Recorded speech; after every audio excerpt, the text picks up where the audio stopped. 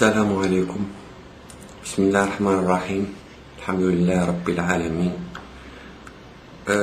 Cette vidéo, Inch'Allah ar-Rahman ar-Rahim, je vais l'intituler Les éclaircissements, c'est-à-dire al-Bayinat.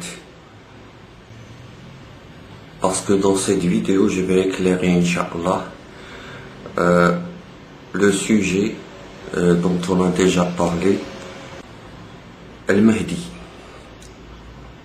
et la relation de Al-Mahdi avec Isa alayhi salam, c'est-à-dire Jésus, que la paix et le salut soient sur lui. Comme nous avons déjà vu dans la vidéo précédente, dont je parle sur le Mahdi et sur Isa. Alors, j'ai expliqué que moi je pense Isa et le Mahdi ne sont qu'un seul sujet, tous les deux. Pourquoi? Eh bien, je vais répondre sur certains commentaires de certains internautes qui ne sont pas d'accord avec la vision. Ils disent non, ils pensent que Jésus n'est pas le Mahdi, que Isa n'est pas le Mahdi. Le Mahdi, c'est un autre personnage qui va venir avant Jésus pour préparer la venue, soi-disant la venue de Isa alayhi salatu wassalam. Eh bien, ils m'ont rappelé, Jazahumullahu bi khair, je les remercie pour leurs commentaires, ils m'ont rappelé certains hadiths. Ce que je veux leur faire savoir, c'est que moi, avant de m'aventurer dans ces explications-là, j'ai étudié les hadiths de Mahdi et je les connais presque par cœur. Moi, je ne rejette pas ces hadiths-là. Moi, je rejette l'interprétation et j'ai des doutes sur certains points. Comment cela? Parce que les hadiths, ils nous parlent, par exemple, il y a un hadith qui nous informe que Jésus, que la paix et le salut soient sur lui, il va descendre et il priera derrière l'imam des musulmans, le Mahdi. Ils disent que ce imam-là, c'est le Mahdi. Jésus, il va descendre, il va prier derrière l'imam des musulmans. Entre parenthèses, le Mahdi. Est-ce le Mahdi, ce imam des musulmans, est-ce le Mahdi? Bon, les hadiths, ils se divergent d'après les rapporteurs. C'est le même hadith, mais il est rapporté différemment. Eh bien, il y a des hadiths qui disent que Jésus, que la paix et le salut soient sur lui, il va prier derrière leur imam. Imamuhum. Mais ce n'est pas précisé que l'imam, c'est cet imam-là, c'est l'imam al-Mahdi. C'est dit imamuhum. Alors, mais ce Mahdi, ça, c'est ce qu'on appelle, c'est les interprétations des ulémas, des chouyours, c'est l'interprétation. Ils ont pensé que ce imam dont il parle le hadith, c'est Al-Mahdi, imamuhum. Parce que si le prophète il voulait nous dire Al-Mahdi, il va prier derrière l'imam Al-Mahdi. Mais non, le hadith il dit derrière imamuhum. Mais le Mahdi, il a été ajouté par les rapporteurs qui ont interprété que ce imam, c'est Al-Mahdi. Je pense. Pourquoi? Parce que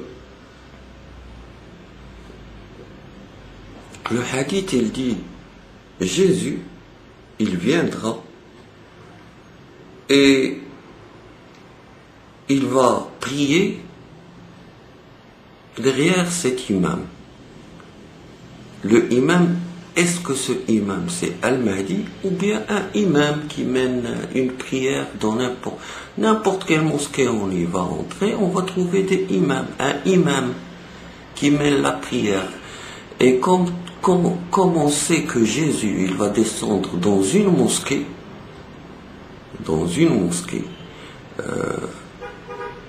المنارة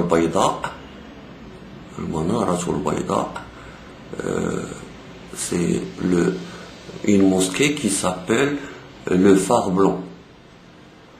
Alors, comme on sait que dans chaque mosquée il y a un imam, alors dans cette mosquée où Jésus va descendre, il va trouver un imam. La question qui se pose, est-ce que ce imam-là, c'est Al-Mahdi? On ne sait pas. C'est pas précis. Pourquoi? Alors, je vais vous dire le hadith, qu'est-ce qu'il nous annonce. Leur imam, il dit le hadith, leur imam, c'est-à-dire l'imam des musulmans, va dire à Isa ibn Maryam alayhi salatu wassalam, Jésus, que la paix et le salut soit sur lui, ce imam-là, il va demander à Isa, parce qu'il va le reconnaître, il va lui demander de diriger la prière. Dirige notre prière. Mais Isa, alayhi salatu wassalam, il va décliner cette invitation. Il va pousser l'imam sur son épaule en lui disant: avance, c'est avec toi que cette prière devra se faire. Vous êtes tous des imams les uns aux autres. C'est cela, une bénédiction d'Allah envers cette nation. Là, Jésus, il précise à cet imam, il lui dit: vous êtes tous des imams, c'est-à-dire vous êtes tous les musulmans, vous pouvez être des dirigeants de la prière, des meneurs de la prière. Il va dire en arabe: ba'dukum umara'u li ba'd takrimatan li hadihi al-umma. Vous êtes des imams les uns aux autres, et ça c'est une bénédiction d'Allah pour cette nation. C'est qu'il n'y a pas de prêtre, de imam. Et vous pouvez tous mener la prière, vous pouvez tous être des imams. C'est ce que nous rapporte le hadith. Il y a un autre hadith qui dit: لا تقوم الساعة حتى يملك العرب رجل مني يواطئ اسمه اسمي واسم أبيه اسم أبي. Alors là aussi c'est un hadith que ceux qui ne sont pas d'accord avec ma vision des choses, ils disent que, mais le hadith il dit que l'imam al-Mahdi, il va avoir un prénom comme le prénom de Mohammed. Mais le hadith, aussi ce hadith-là, il se diffère d'un rapporteur à l'autre. Il y a un hadith qui dit: Ismuhu ala ismi. L'expression en arabe ala ismi ne veut pas dire que il est comme mon prénom, son nom c'est comme. Ala, ce n'est pas comme en arabe. Parce que si on veut dire comme en arabe, on dit ismuhu ka ismi. Ou bien ismuhu kama. Regardez, comme kama. Kama ismi. En arabe c'est kama. C'est pas ala. Ala. Ala, ça veut dire sur. Ala. Al-Hula. Ala. Sur. Mais kama, et le hadith ne dit pas kama. Il dit ala. C'est-à-dire son nom est sur mon nom. Si on prend cette explication, son nom, il est sur mon nom. Si on prend un tableau et on va écrire la liste des prophètes d'après leur venue, eh bien nous allons trouver Jésus. Et après Jésus, il y a Mohammed. Et après Mohammed, il y a encore la venue de Jésus. Parce que Jésus, il est avant et après Mohammed. Les deux seuls prophètes qui peuvent dire par exemple Mohammed, il peut dire que Jésus, il est avant moi et après moi. Parce qu'il est venu avant lui, il va venir encore après lui, avant et après. Donc son nom, on peut le trouver sur le nom de Mohammed des deux côtés, avant et après. Allah. Ça, on peut prendre cette interprétation, ou cette explication-là. Allah. Ismuhu ala ismi. Ce n'est pas ismuhu ka ismi. Ça, c'est une chose qu'il faut prendre en considération. Ismuhu ala ismi. D'accord. L'autre chose que je peux dire, le même hadith, il est rapporté d'une autre façon. Le hadith, il dit Ismuhu yuwati'u ismi. Et dans ce hadith-là, un autre hadith qui dit La taqum as-sa'a hatta yamlika al-arab rajulun minni yuwati'u ismuhu ismi wa ismu abih ismu abi. Sunan Abu Daoud bisanadin sahih. Il dit dans le hadith La taqum as-sa'a, l'heure n'arrivera pas que quand les Arabes, ils auront un roi. Ils auront un roi. Ce roi, c'est un homme qui est de moi. Il dit qui est de moi. Ismuhu, son prénom, yuwati'u ismi, est égal, son prénom égal, mon prénom égal. Yuwati veut dire égal, c'est-à-dire le nom de ce roi-là, il égale le nom de Mohammed. C'est pour ça il y a beaucoup d'interpréteurs qui ont pensé que le nom de le Mehdi, il va être Mohammed, comme Mohammed. Mais non, là il dit le nom de ce roi-là, il égale. Mais il égale comment? Je vais vous donner une explication et démontrer que Isa, le prénom Isa, il égale le prénom de Mohammed. Comment cela? Si on prend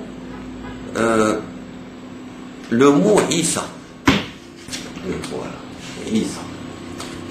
Comme vous pouvez voir, Isa se compose de 4 lettres. Et Isa se compose de 4 lettres. On va revenir au calcul pour démontrer que Isa yuwati'u Muhammad. Isa égale Muhammad. Comment cela? Isa, ça s'écrit avec 4 lettres. Le Ain, le Ya, le Sin et le Ya. 4 lettres. L'ordre alphabétique, donc le classement du hijab de ces 4 lettres-là est égal à la première lettre, le Ain, 18. 18, c'est la 18e lettre. Le Ya, c'est la 28e lettre. Le Sin, c'est la 12e lettre. Et le Ya, c'est la 28e lettre. Si on prend la somme de ces numéros d'ordre de ces 4 lettres, est égale à 86. Vous pouvez faire le calcul. Prenez vos machines à calculer. Calculez Isa, on l'a déjà fait. Ça donne 86. Maintenant, on va voir le prénom Mohammed. Alayhi salatu wassalam. Mohammed, il se compose de 4 lettres apparentes, mais la 3e lettre, toujours la 3e lettre, elle porte le shidda, la shidda qui est comme le signe qui est comme le 3, la 3e lettre. Il porte une shidda. Donc on doit le calculer en double. C'est doublé. Mohammed. Donc nous avons un mime, ha, et mime doublé, et puis le D. J'accentue sur le mime doublé, parce que le mime il est classé 24e. Si on le double, ça va donner 48. Alors, faisons le calcul de ces 4 lettres apparentes dont la 3e elle est doublée, et nous allons voir ce que ça donne. Le mime, c'est la 24e lettre. Le ha, c'est la 6e lettre. Le mime, la 3e lettre, mime, doublé, c'est 48. 24 fois 2. Et le del, c'est 8. Eh bien, si on fait la somme de ces nombres qu'on vient de citer, ça va donner aussi 86. Et de ce point de vue, nous avons le prénom de Mohammed, il égale le prénom de Isa. Comme il le dit le hadith, Ismuhu, c'est-à-dire le prénom de Mehdi, Yuwati'u Ismi, le prénom de ce roi, Yuwati'u Ismi. Et le hadith, il dit que c'est un roi. La taqum as-sa'a hatta yamlika al-arab. C'est-à-dire, il devient sur les Arabes, ils auront un roi. Un roi. Et bien, si on demande aux Juifs, comment vous appelez Jésus quand il va revenir, il a un surnom, c'est le roi des rois. Et le Mehdi, il va être un roi, d'après notre hadith, un roi. Donc c'est lui Isa, c'est lui Jésus, c'est lui. Et là, pour expliquer, la première fois on a expliqué comment il va prier le Mehdi, et Isa il va prier derrière le Mehdi. Non, il va prier derrière l'imam des musulmans. Ce n'est pas le Mehdi. Le Mehdi, ça reste entre parenthèses une interprétation des shuyukh. Ça, c'est le premier point pour éclairer, les éclaircissements. Et pourquoi j'ai appelé cette vidéo les éclaircissements? Parce qu'on va éclairer certains points. Et on a éclairé maintenant sur le point équilibré entre les deux prénoms, le prénom de Isa et le prénom de Mohammed. Ils sont égaux, en numérologie, en calcul, ils sont égaux. Donc ça nous ramène aussi à la même interprétation. Les choses, ça se relie, ça se rejoint. Quand on tient le bout, le bout de fil, il nous mène à l'autre bout. Mais quand on n'a pas le bon bout, on va rester, on se hasarde. En plus de ça, il y a un hadith qui dit c'est Allah qui va l'envoyer. Et quelqu'un que Allah il va l'envoyer, et c'est Allah qui va le former, et c'est Allah qui va le guider. C'est la guidance, c'est de cela où vient le nom, le prénom Al-Mahdi. Le Mahdi, ce n'est pas un prénom, c'est la qualité, c'est un attribut de ce personnage-là. Il est guidé, il est Mahdi. Mahdi, ce n'est pas son prénom. Il va avoir ce prénom-là. Lui, c'est Jésus. Et Allah, il va le guider. Il va venir une deuxième vie. Parce que, pourquoi une deuxième vie? Parce que il dit le nom de son père, c'est comme mon nom. Mais ils disent, il est de la descendance de Mohammed. Oui, il est de la descendance de Mohammed. Isa, dans sa deuxième venue, je pense qu'il va venir, il va avoir un père et une mère.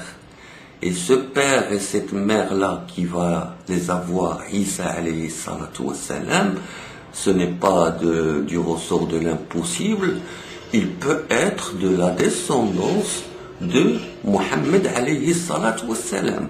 C'est-à-dire, pourquoi il dit il est de ma descendance, de la descendance de Fatima, la fille du prophète, de la femme de Ali, radiyallahu anhu.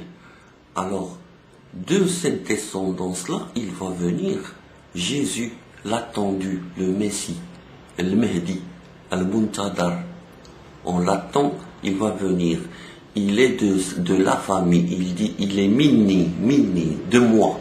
Quand il dit minni, de moi, on sait bien que Mohammed alayhi salatu wassalam, à maintes fois, il a appelé Isa alayhi salam Ibn al-Khala, le fils de ma tante. C'est-à-dire, il est de ma famille. Déjà, dans sa première venue, il est de sa famille, de sa descendance. Et il dit min ahlul bayti. Ahlul bayt, ahlul bayt.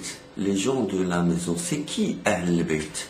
Beaucoup de gens, ils nous parlent de ahlul bayt, ahlul bayt. Ils pensent que ahlul bayt, c'est des gens qui sont de la descendance de Mohammed et qui ne peuvent pas venir d'ailleurs. Ahl Bayt, c'est des Arabes. Pour moi, cette interprétation-là, que Ahl Bayt, toute personne sur terre, il peut être des Ahlul Bayt. Ils ne sont pas tous de Ahlul Bayt, mais de toutes les races. Pas que des Arabes. Pas que des Arabes. Et la preuve sur ça, c'est que Salman le Perse, Salman el-Farisi, il n'est pas arabe. Pourtant, le prophète qui ne ment pas, il nous a dit que Salman el-Farisi, il fait partie de Ahlul Bayt. Le jour quand Salman el-Farisi, quand les mécréants, ils ont attaqué Mohammed alayhi salatu wassalam, à Médine, alors Salman le Perse, il a dit à Mohammed, nous en Perse, quand on était attaqué dans nos villes, on creuse un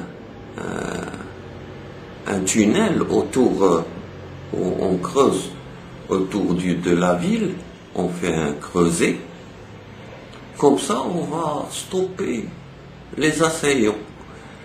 Et de cette façon-là, Mohammed alayhi salatu wassalam, il a demandé à ses hommes de creuser un tranchée autour de la ville, le Khandaq. Et après, ils ont pu, avec cette ruse-là, ils ont pu repousser l'ennemi. Ils ont gagné cette guerre-là. Et après la victoire, il y avait les Muhajirines, il y avait les Ansar. Alors les Muhajirines, ils sont venus voir Salman el-Farisi, ils lui ont levé la main, ils lui ont dit, Salman, il fait partie de nous, al-Muhajirines. Alors l'Ansar, ils ont pris la main de Salman, ils ont dit, non, Salman, il est de nous, al-Ansar. Alors le prophète, alayhi salatu wassalam, il est venu, il a pris la main de Salman el-Farisi, il a dit, Salman, il est de nous, Ahl al-Bayt. Pourtant, Salman, il n'est pas arabe, mais il avait une science, c'est-à-dire Ahl al-Bayt, ils ont une science. Et Jésus, alayhi salatu wassalam, il va avoir une science du livre. Allah, il va lui donner une science du livre. Il va lui donner aussi les éclaircissements. Pourquoi je précise que dans cette vidéo-là, je veux l'appeler les éclaircissements, parce que je veux éclairer certains points, et je veux parler de ce mot éclaircissement. En arabe, c'est al-bayinat. Al-bayinat, bayin, c'est clair. Éclaircissement, c'est al-bayinat. C'est des choses qui peuvent nous éclairer.